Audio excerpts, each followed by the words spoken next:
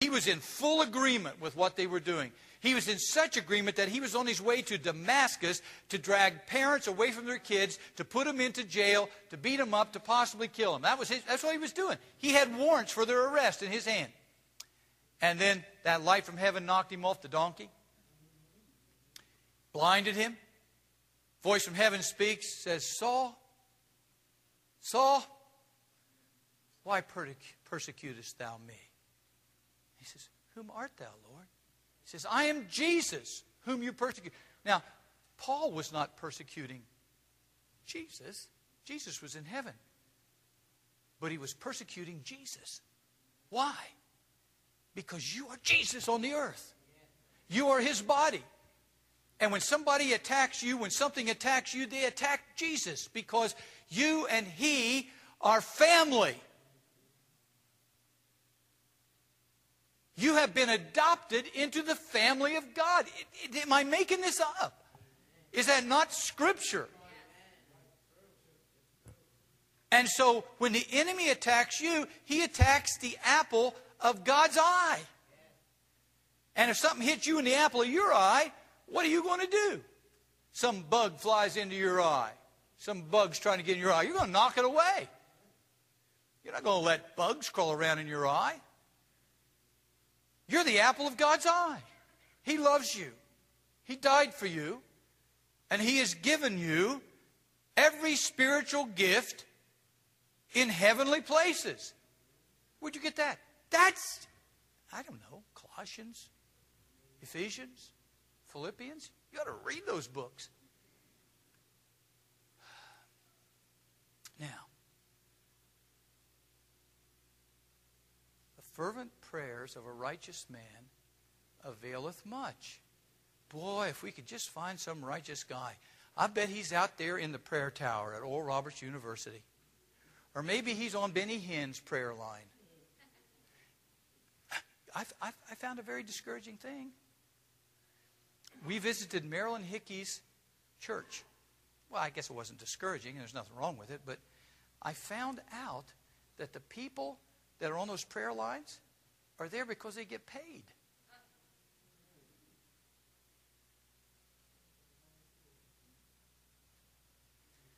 Call Henry Miller. He's free, and his prayers work. Call John, call Bob, call Dan. Aren't these guys righteous guys? Aren't you a righteous person? Well, wouldn't your prayers, your fervent prayers, wouldn't they avail much? Don't put your faith in. Put your faith in God. Put your faith in His Word. Put your faith in Jesus. Don't take my word for anything. I could get weird, I guess, and lead you astray. I don't intend to. But read the book. If I say anything that's not scriptural, then don't pay any attention to it. Say he's a good guy, but he's weird in the head there. But if what I'm saying is Scripture, then adopt to that Scripture so that you can be what God has called you to be. Now, it's not by accident and it's not by chance that we inherit the blessings of God. And I want to take you through that. This is what the Lord woke me up with. Okay? Turn to Proverbs chapter 24. Proverbs chapter 24. Actually, before I do this, you ready to go with that, Dan? Play that scripture.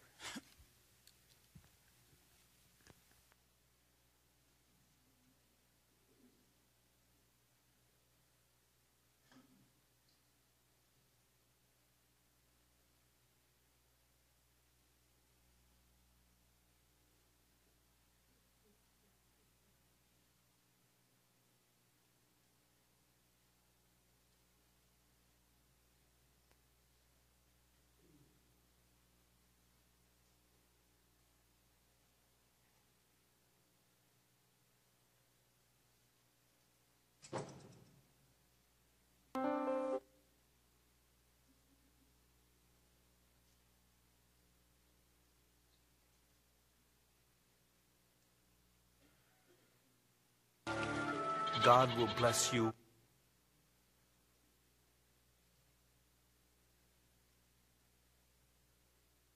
You are going to cry and weep. You are in for trouble when everyone says good things about you. That is what your own people said about those prophets who told lies. This is what I say to all who will listen to me. Love your enemies and be good to everyone who hates you. Ask God to bless anyone who curses you. And pray for everyone who is cruel to you. If someone slaps you on one cheek, don't stop that person from slapping you on the other cheek. If someone wants to take your coat, don't try to keep back your shirt. Give to everyone who asks. And don't ask people to return what they have taken from you. Treat others just as you want to be treated. If you love only someone who loves you, will God praise you for that?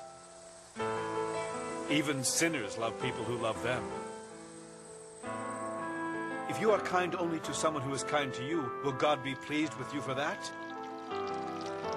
Even sinners are kind to people who are kind to them.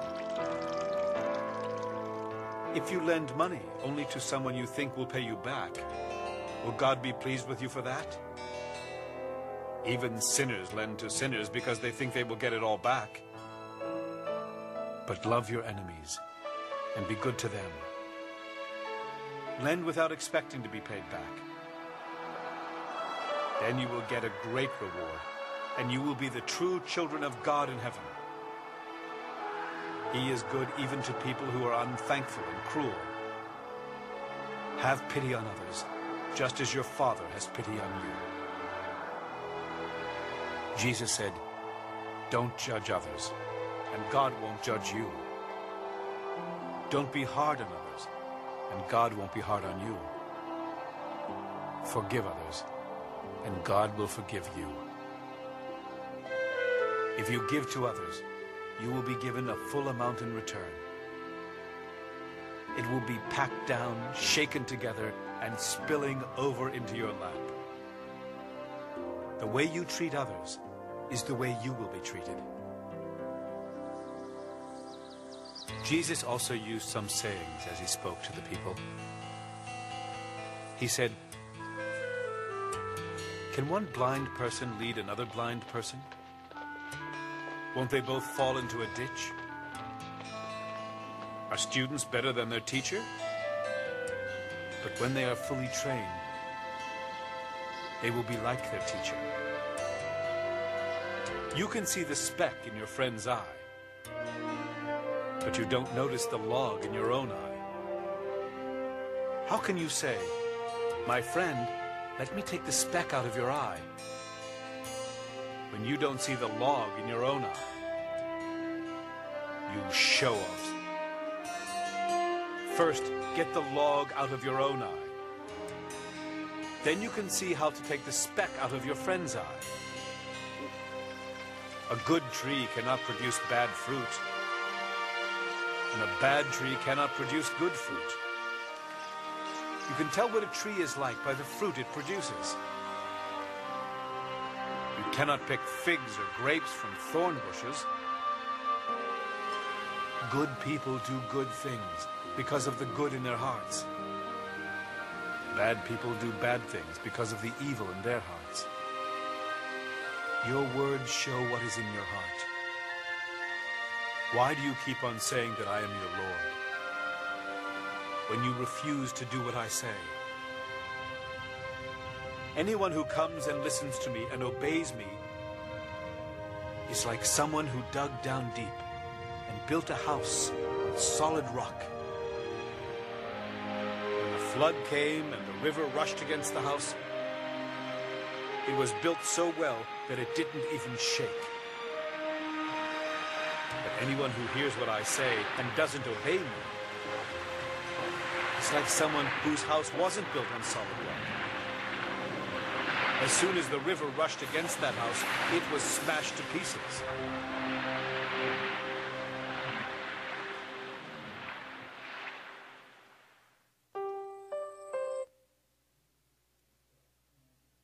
Josh, would you turn the lights back? Or Jeannie, one of you? All right. Now,